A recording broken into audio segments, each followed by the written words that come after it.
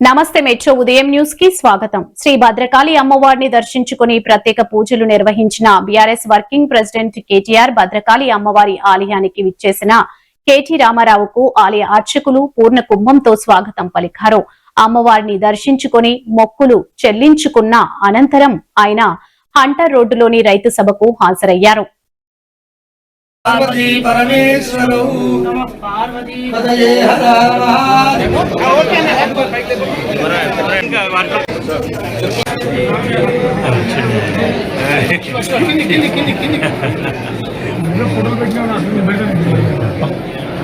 social media ఏమంటారు మరి